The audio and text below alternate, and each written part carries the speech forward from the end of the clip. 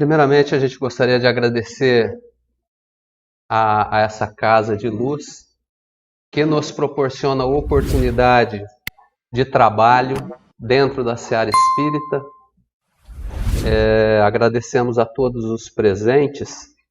E o tema que foi proposto pela casa para nós, para a noite de hoje, ele é o Bem-aventurados aqueles que são misericordiosos. Esse tema está contido no Evangelho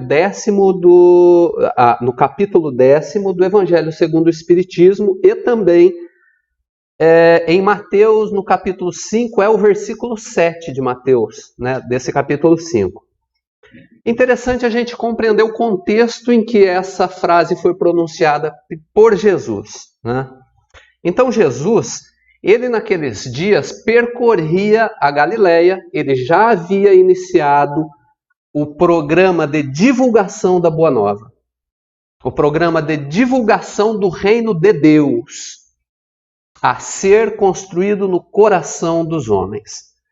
E nesse processo, ele ensinava pelas sinagogas e a fama dele começa a se espalhar por toda a Síria. E a partir desse movimento que começa a acontecer naqueles dias, nós vamos ver uma coisa se tornando cada vez mais frequente, que é as multidões que seguem Jesus por toda a Galileia. E essas multidões, essas pessoas, elas vêm da Galileia, elas vêm da Decápole, vêm de Jerusalém, vêm da Judéia e vêm do outro lado do Jordão. Assim nos descreve o evangelista Mateus lá no seu capítulo 4, nos versículos 24 e 25. Literalmente assim ele descreve esse momento vivido por Jesus. Então a gente consegue extrair desse conteúdo que não só o povo judeu vinha ao encontro desse Messias, que era o prometido para o povo judeu, mas também os gentios, os chamados gentios, dos quais se compunha praticamente toda a Síria e também a Decápole. E Jesus, então, vendo essa turba, esse movimento, essa quantidade de pessoas, ele sobe o monte, num movimento que é bastante simbólico, e chegando ao alto do monte, ele começa o que ficou conhecido como o Sermão do Monte. Engraçado que o monte não pregou sermão nenhum, né? O sermão foi de Jesus, mas fica conhecido como Sermão do Monte. E ele vai iniciar o Sermão do Monte justamente com um conjunto de bem-aventuranças. Dentro desse conjunto está exatamente o tema da palestra dessa noite, né? E interessante que dentro do contexto desse tema, a misericórdia vai ser um tema específico que vai se repetir em outros momentos da proclamação da Boa Nova. Isso é importante que nós tenhamos consciência, porque Jesus ele não faz nada ao acaso. E se ele repete alguma coisa é porque é importante. Então vamos ver algumas passagens onde nós veremos essa temática se repetindo. Em Mateus, lá no capítulo 9, versículo 13, é justamente o momento em que Jesus faz uma refeição com um publicano. Mateus, que viria a ser um dos 13 escolhidos por ele, um dos seus 13 apóstolos. E, nesse momento, Mateus, ainda um publicano que causava repugnação pelo povo judeu. E nós vamos encontrar, então, um grupo de fariseus acompanhando esse momento. Os fariseus acompanham todos os movimentos de Jesus, mas nesse momento eles questionam, junto aos discípulos, por que o mestre, esse teu mestre, está fazendo uma refeição junto com um publicano? Segundo a cultura judaica, isso significava que a pessoa se contaminava de todo aquele conteúdo do pecador. Não que ele fosse um pecador, mas era considerado, né? No que Jesus vai falar o seguinte: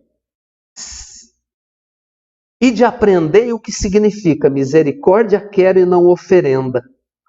Ele ouve e responde diretamente para os fariseus. Os fariseus não falavam com ele, falavam com os apóstolos, os seus seguidores. E ele fala isso. E de aprender o que significa misericórdia quero, não oferenda. E isso cala, né? Por quê? Porque dizendo isso ele está levando, ele está falando numa linguagem que o fariseu entende. Ele está se referindo a Isaías. Isaías não fala exatamente isso, mas lá no capítulo 1, nos versículos 11 a 17, ele questiona as oferendas que são praticadas no templo. Ele questiona a ostentação, ele questiona as riquezas. E também Jesus questiona os fariseus nesse momento. Num outro momento bastante singular, ele vai empregar a mesma frase, está lá contido no Evangelho de Mateus, no capítulo 12, versículo 7, quando eles cruzam, eles quem? Jesus e seus seguidores cruzam uma plantação de milhos em um sábado, e eles estão famintos, e colhem as espigas para se alimentarem, e são questionados, porque o sabá é um dia sagrado, você não deve fazer nada, nem colher. E ele novamente fala, se soubesses o que significa misericórdia eu quero, não oferendas, não terias condenado-os sem culpa. Novamente aos fariseus. Em Mateus, no capítulo 18, versículo 33, parábola do devedor implacável, Jesus, contando essa parábola, diz assim: não devias tu igualmente ter misericórdia do teu conservo, como eu tive de ti?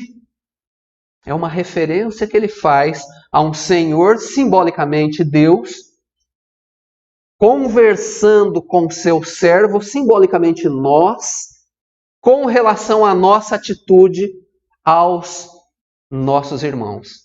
Esse é o foco da noite de hoje. Desse Senhor que nos fornece sempre misericórdia e a nossa postura com relação aos nossos semelhantes. Será que nós oferecemos a mesma, não mais, a mesma misericórdia que Jesus nos oferece? E finalmente, a gente escolheu Mateus capítulo 23, versículo 23, nos 7 ais, quando Jesus diz: ai de vós, escribas e fariseus hipócritas, que pagais o dízimo da hortelã, do endro e do caminho, e deixais as coisas mais, note que importante, deixai as coisas mais pesadas da lei: a justiça, a misericórdia e a fé. Esse trecho é muito significativo, porque quando ele fala aos fariseus e aos escribas sobre estarem se esquivando dos compromissos, ele estabelece uma postura, ele está nos informando que a misericórdia é um dos elementos mais pesados da lei. Ele está nos dizendo que é um componente integrante da própria lei, que nós recebemos essa misericórdia. Mas quando a gente recebe? A cada segundo da nossa, eu não vou nem falar vida, para a gente não confundir, porque a vida nós sabemos que é algo que vai muito além da existência do corpo físico. Mas eu vou me referir à existência. Existência é de todo sempre, desde que eu existo. Ainda que eu não saiba onde, como e quando tenha sido criado. Mas Allan Kardec estabelece no Livro dos Espíritos, lá na sua parte 3ª, capítulo 11º, dedicado à lei de justiça, amor e caridade, a seguinte pergunta, é a questão 886.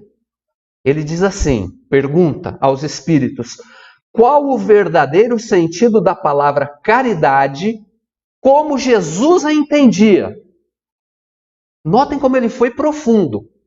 Não é como nós entendemos, é como Jesus entende. E a compreensão de Jesus é algo que nós ainda não compreendemos. Muito bem, os espíritos vão responder assim: Benevolência para com todos, um aspecto. Perdão das ofensas, segundo aspecto. E o último aspecto, indulgência para as imperfeições dos outros. Todos esses três aspectos abrangem a misericórdia da lei para conosco. Tanto a benevolência, quanto o perdão, quanto a indulgência, principalmente esse último, caracterizam a misericórdia da lei para conosco. E nós já recebemos esses três elementos da lei, sempre. O que nos leva a refletir sobre a parábola do devedor implacável. Deve nos levar a refletir. A proposta do Cristo é essa. A reflexão sobre aquelas informações que foram por ele colocadas. E a gente reflete se cada um de nós consegue aplicar aos nossos semelhantes esses três princípios exarados pelos Espíritos como sendo a caridade, que compõe a misericórdia divina. Mergulhemos então no propósito da gente entender como esses três elementos, que são a misericórdia da lei para com cada um de nós, no intuito de que, de repente, se a gente entende um pouquinho mais dessas benesses que nós colhemos todos os dias, talvez essa compreensão nos faculte, nos facilite para que nós também sejamos coautores dessa proposta para com os nossos semelhantes.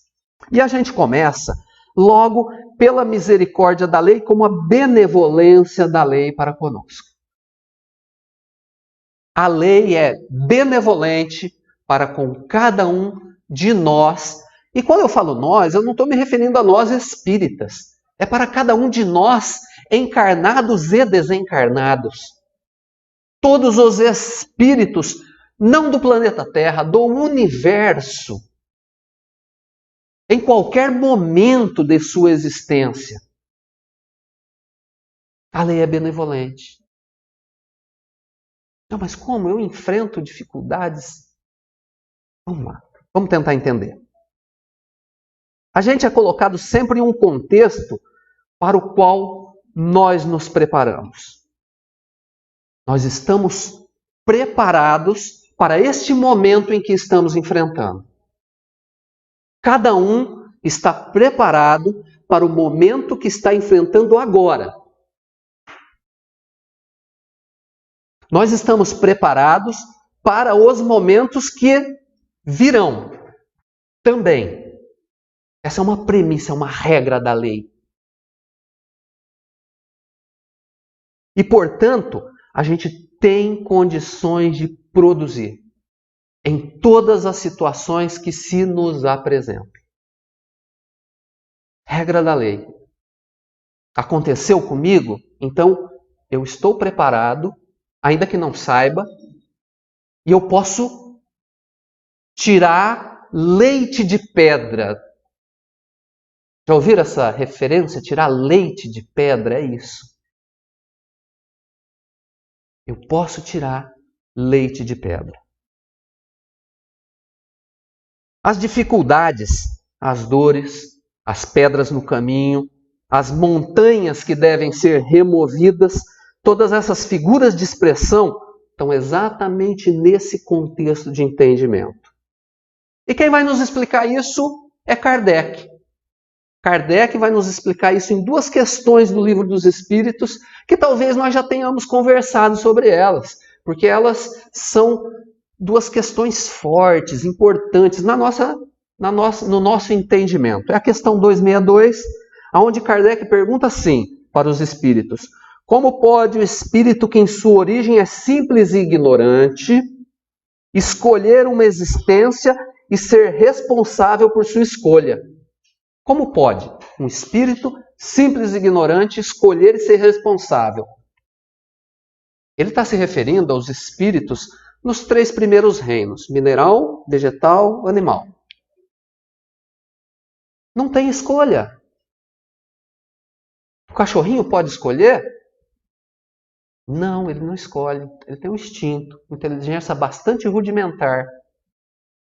Ele não sabe diferenciar certo e errado. A planta, o mineral, então Kardec está perguntando nesse contexto aqui. E os espíritos vão dizer assim: Deus lhe supre a inexperiência, traçando-lhe o caminho que deve seguir. Olha que interessante. Ele vai continuar falando assim: deixa-o pouco a pouco à medida que seu livre-arbítrio se desenvolve. Estamos adentrando as portas da humanidade. Reino nominal, nós. E aí, só então acontece de extraviar-se. A isso é que se pode chamar a queda do homem. Quem tiver a curiosidade de ir lá no capítulo 1 da Gênesis vai ver uma coisa muito bacana, né? Por quê? Porque nós vamos ver um paraíso. Um paraíso e o homem deixando o paraíso. Um paraíso onde eu não tinha que fazer nada, onde as coisas estavam prontas. Deixa eu repetir aqui. Deus lhe supre a inexperiência, traçando-lhe o caminho que deve seguir. Está tudo pronto para você. Dá para entender o paraíso? Que coisa bacana, né? Só que peraí.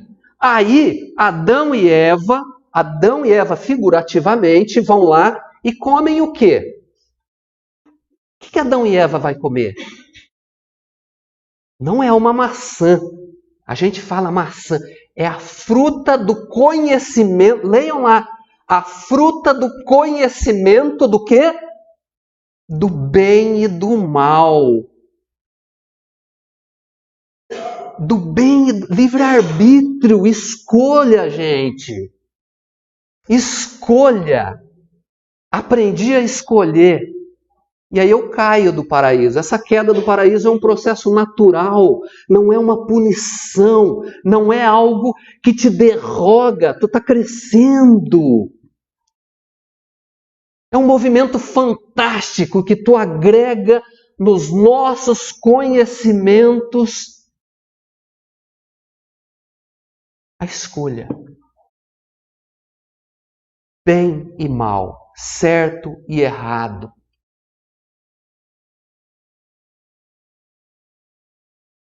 E os espíritos dizem, a isso é que se pode chamar a queda do homem.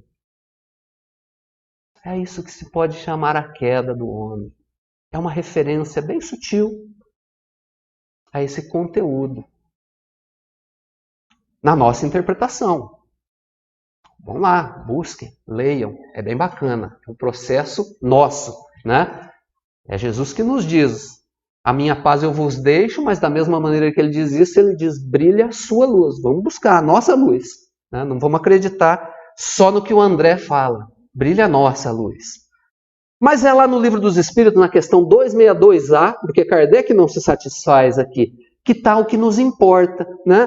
Porque Kardec vai perguntar assim, quando o espírito goza do livre-arbítrio, a escolha da existência corporal dependerá sempre exclusivamente de sua vontade, ou essa existência lhe pode ser imposta como expiação pela vontade de Deus? Gente, vontade de Deus é a lei de Deus. Deus não tem vontade. Agora eu quero isso e acontece. Não é assim, é a lei de Deus, é um conjunto de regras criadas por Ele, as quais Ele também não derroga. Muito menos Jesus derroga essas leis, que é criatura. Deus que é criador não derroga, Jesus muito menos. Essas leis são contínuas. E o Espiritismo vem ampliando essas leis, né, que começam nas ciências. Aí a lei da gravidade é uma lei de Deus. Saiam daqui, vão para outro planeta. Ela vai variar? Vai variar da massa, mas é uma lei. E é de Deus. É por ela que os planetas orbitam, as luas orbitam os planetas orbitam os sóis, e por aí vai. As leis morais também compõem essas leis. As leis da física, da química, matemática, todos esses elementos compõem a vontade do Pai. Muito bem. O bacana é que na questão 262A, os espíritos dão 3 respostas em uma. A primeira delas é a mais interessante, a que importa para nós. Ele diz assim: Deus sabe esperar, não apressa a expiação. Essa é a benevolência da lei. Deus sabe esperar, não apressa a expiação. Ou seja, quando acontece, você está capacitado e pode produzir. Enquanto você não estiver capacitado, pronto para enfrentar aquela situação, enquanto você não tiver condições de produzir com aquilo, Deus sabe esperar. Ele não vai apressar. Tudo que acontece para nós está dentro desse conteúdo.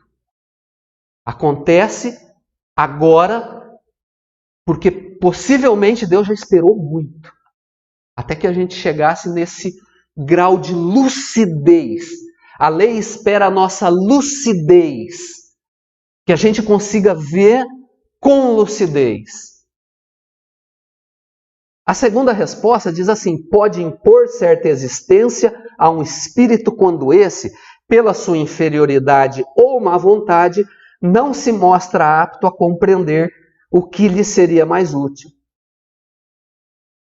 Somos nós, às vezes, quando lutamos contra a lei ou nos revoltamos a ela. Nós temos as competências, podemos produzir, mas continuamos relutando. Mas a gente já tem o conteúdo. E aí as oportunidades, aqui eu não vou chamar mais as dificuldades, eu não vou mais chamar aqui as pedras nos caminhos, eu não vou mais chamar aqui os problemas, eu vou chamar de oportunidades, porque é o que elas são. Nenhum problema é um problema de fato. Nenhuma dificuldade é uma dificuldade de fato, é uma grande oportunidade para que a gente saia dela acrescentado, e muito. A gente é que desperdiça. Por quê? Porque a gente já tem a fruta do conhecimento do bem e do mal. E eventualmente a gente escolhe o mal. Que nem é mal, né? É ignorância, vamos lá. É aquilo que a gente ainda reluta por aceitar, né? Nessa postura aqui, quando você, pela sua inferioridade ou má vontade, a nossa má vontade, né? A gente já sabe, mas pela má vontade. E a última resposta: e quando vê que tal existência servirá para a purificação e o progresso do espírito, ao mesmo tempo que lhe sirva de expiação. Essa última, ela elenca toda a potencialidade das dificuldades na nossa vida. Por quê? Porque toda dificuldade, todo obstáculo, toda dor, toda situação que nós vivenciamos e não queremos vivenciar, ela tem que cumprir essas três premissas, segundo os espíritos. Quais sejam? Purificação. Cara, o que é purificação? Purificação é reestruturar aquelas estruturas íntimas que pelo abuso, pelo excesso eu desequilibrei. Então a dificuldade vai fazer isso. Em algum nível, dependendo da nossa postura, mas eu sempre saio acrescido. Progresso do espírito. Quer dizer, eu vou crescer. Eu estou reestruturando o que eu danifiquei pelo meu excesso, pelo meu abuso, e estou crescendo também. Eu vou sair daquela experiência mais lúcido, em algum nível de novo, dependendo da minha postura. Como é que eu estou me postando? Como é que eu estou enfrentando aquilo? Então, vai variar o nível de lucidez que eu vou ter depois daquela experiência. E eu falando, vamos traçando nas nossas, na nossa mente experiências vividas por nós e a gente vai encontrar exatamente isso. Não tem como. É da lei. E, finalmente, que sirva de expiação, de reparação. Vai servir de reparação. É o que a gente fala, não há vítimas. O mundo não tem vítimas. Tem seres que reparam dívidas do passado. Só isso. A dívida, a vítima só parece uma vítima porque a gente vê com os olhos de uma única encarnação.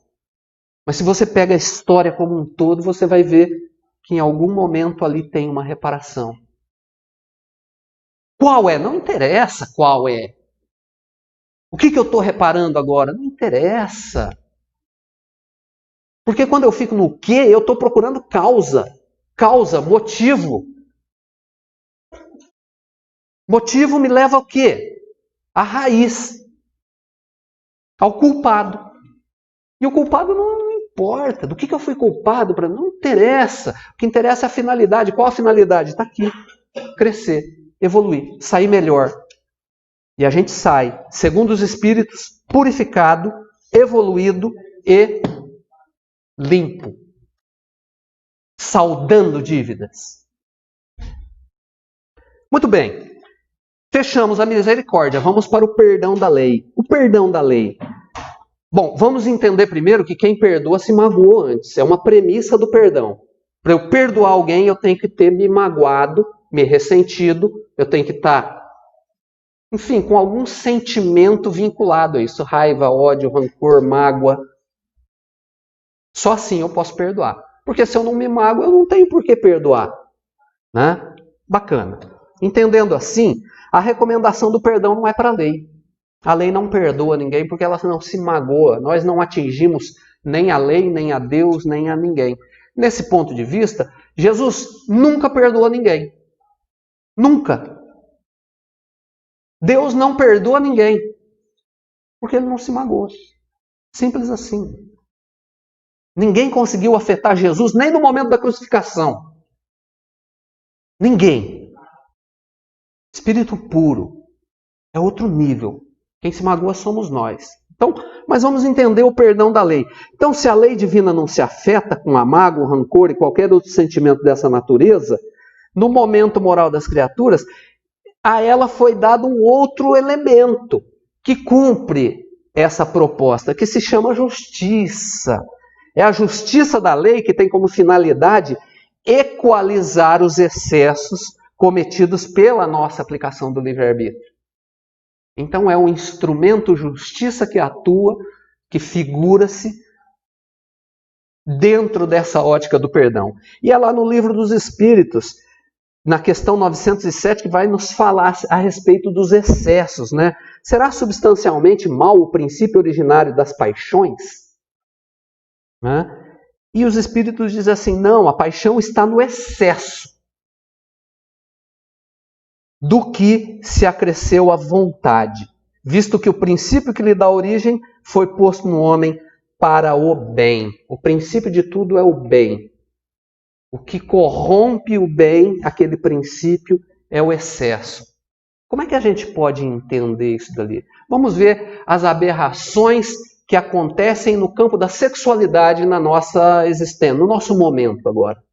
É muito vivo em todas as vidas. Em cada um de nós, em algum nível, nós estamos inseridos nesse contexto. Da onde se originam esses elementos? De uma lei. Que lei é essa? Está lá, contida no capítulo 3º do Livro dos Espíritos, lei de reprodução.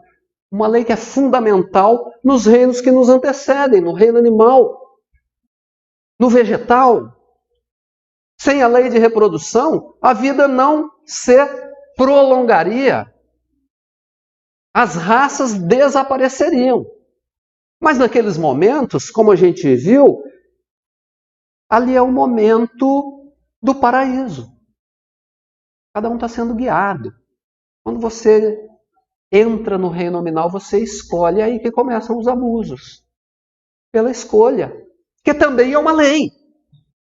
E por isso não é derrogada, é permitida, para que a gente aprenda nesse movimento, porque a gente abusa e acaba colhendo do abuso. E como é que a gente abusa e colhe do abuso? Pela justiça divina. Então é esse movimento que nós vamos ver. O perdão é antes recomendação de Jesus a cada um de nós. O perdão, ele é um instrumento libertador da nossa lucidez. Como instrumento libertador, ele vai libertar quem? Quem perdoa ou quem está sendo perdoado, gente? Quem perdoa. Quando a gente fala, eu vou perdoar, mas a lei vai tomar conta dele.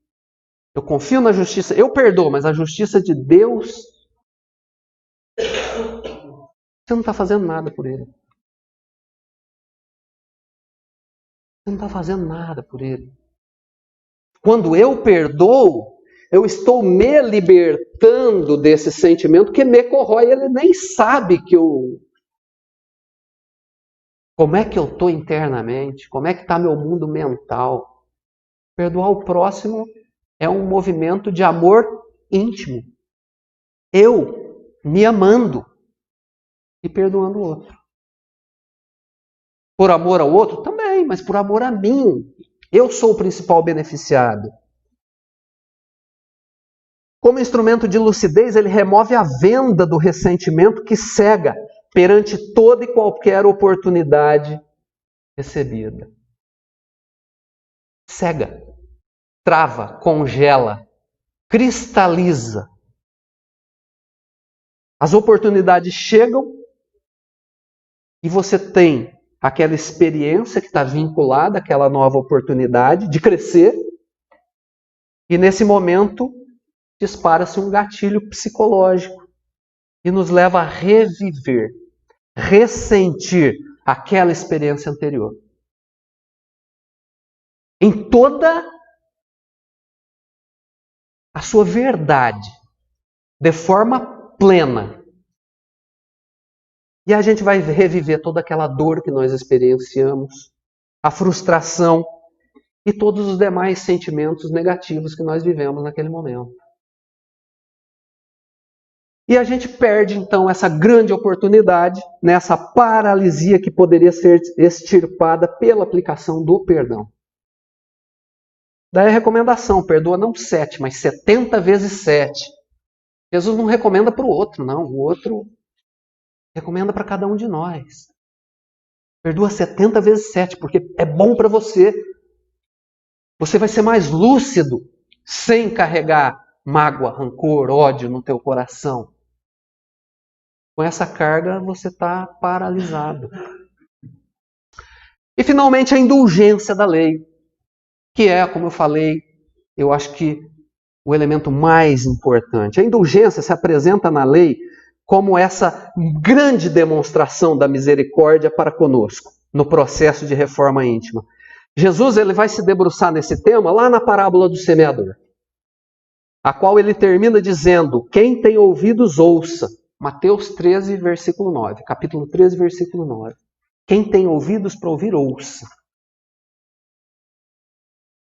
Terminada essa parábola, os discípulos se aproximam e perguntam para ele, por que você fala em parábolas? Está lá em Mateus 13, versículo 10. Por que fala em parábolas? Né? Porque para nós você explica. Para a multidão você fala assim de maneira sutil, escondida. São as parábolas. Em resposta disse-lhe, porque a vós foi dado conhecer os mistérios do reino dos céus, mas àqueles não foi dado. Começa a se revelar a indulgência da lei e a indulgência do próprio Jesus na sua atitude. Ele está explicando porque para eles ele não fala de maneira plena. É indulgência. Pois aquele que tem lhe será dado e terá com abundância, mas aquele que não tem, até o que tem será tirado dele. Mateus capítulo 13, versículo 13. Que paradoxal. Aquele que tem, terá mais. E aquele que não tem, até o que tem será tirado. Parece que não é frase de Jesus. Parece que não é, mas é.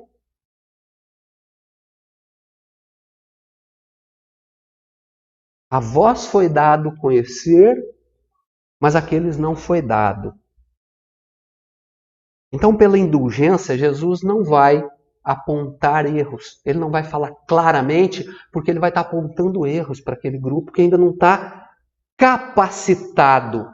Misericórdia da lei, misericórdia do próprio Mestre. Eles não têm condições de ouvir ainda. Não estão prontos para ouvir.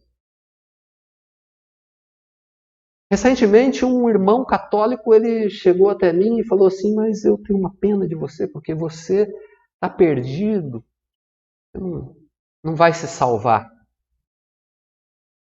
E esse irmão conhecia o Espiritismo, eu já tinha levado ele em uma palestra, ele dormiu a palestra inteira, não viu nada. A vós foi dado conhecer, mas aqueles não foi, não está no momento dele. Temos que compreender que cada um tem o seu despertar. Falávamos um dia desse, é um clique. Deu um clique você... O clique da lucidez. Quem não tem, não tem. Não dá para ir além. E quem dá esse clique é de fora para dentro? É de dentro para fora.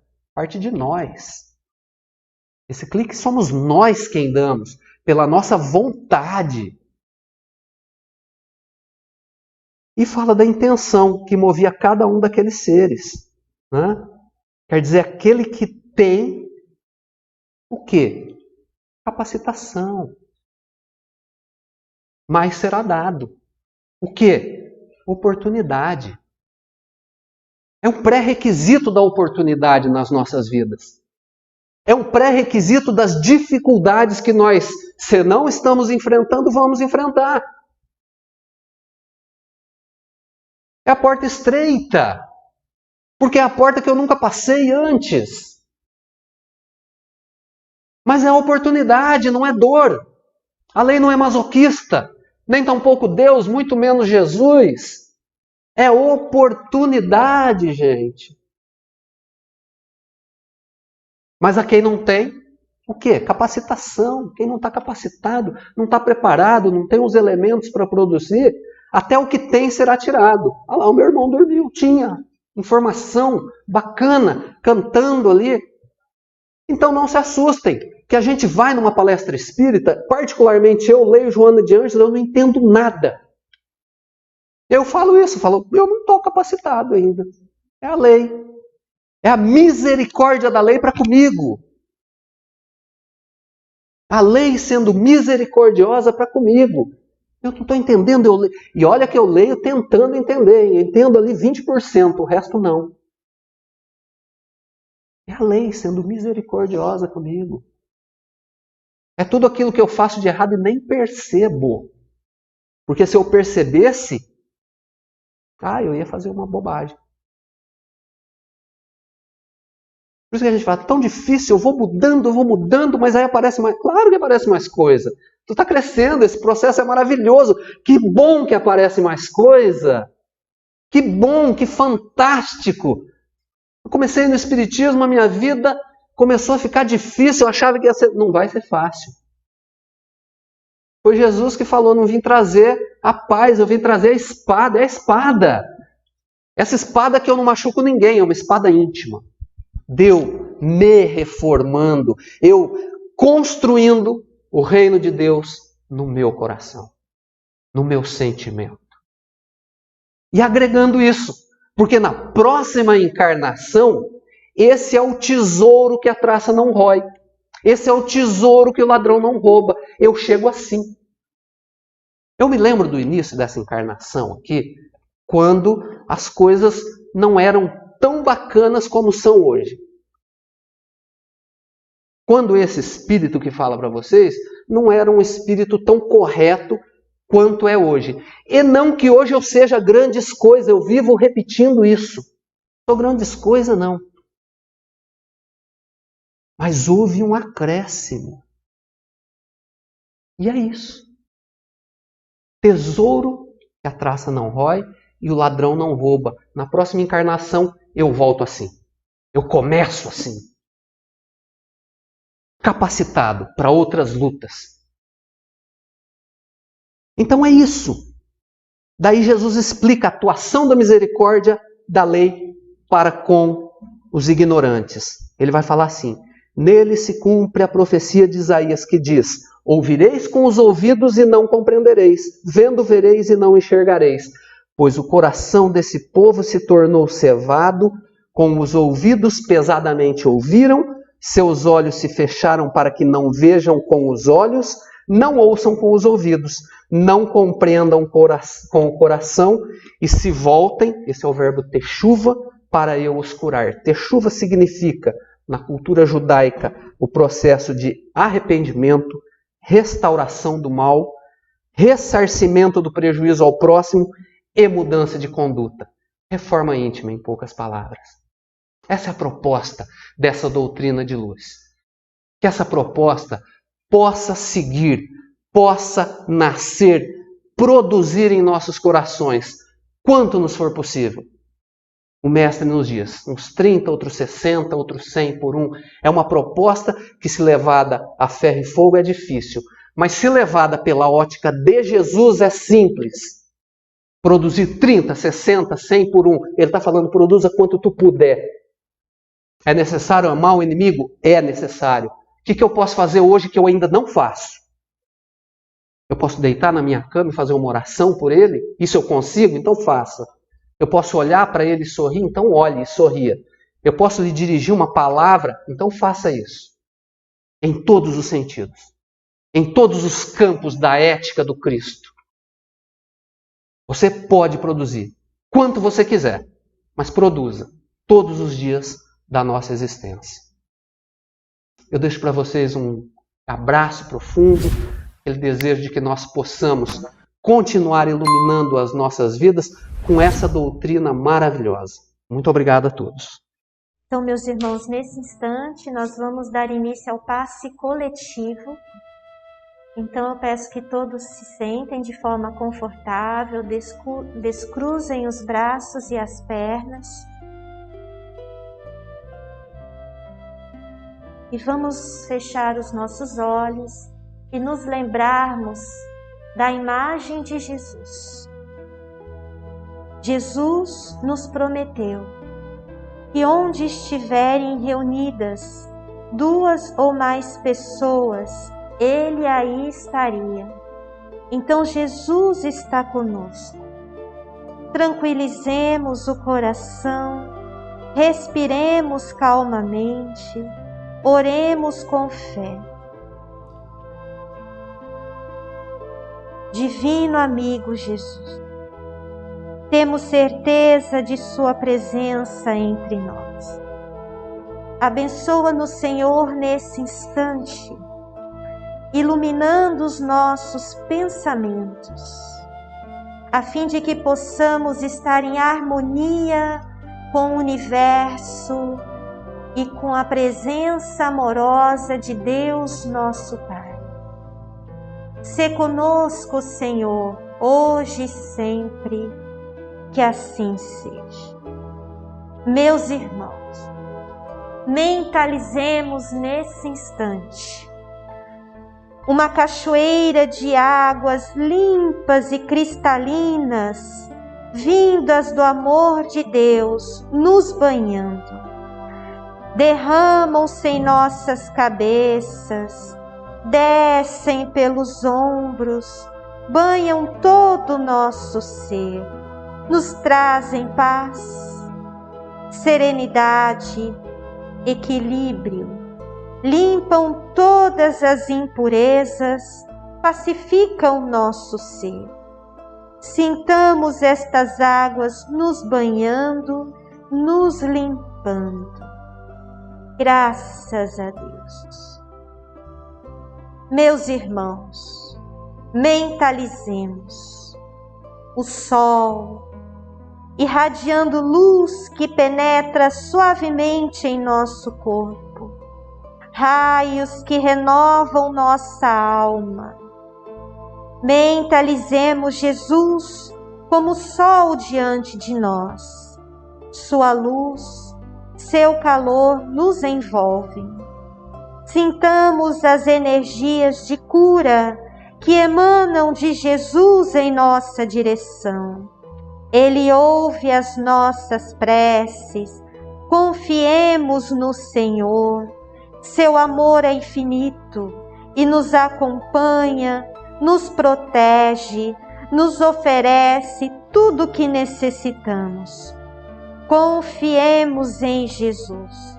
Ouçamos sua voz amiga, não vos deixareis órfãos. Graças a Deus, Senhor Jesus, agradecemos, amigo querido, pelas energias salutares desta noite. Conserva-nos, Senhor, na tua paz. Abençoa o nosso retorno aos lares. Guarda-nos contigo, Senhor Jesus. E em seu nome, Mestre querido, nós pedimos a tua autorização para encerrarmos os trabalhos desta noite. Graças a Deus. Que Deus seja louvado.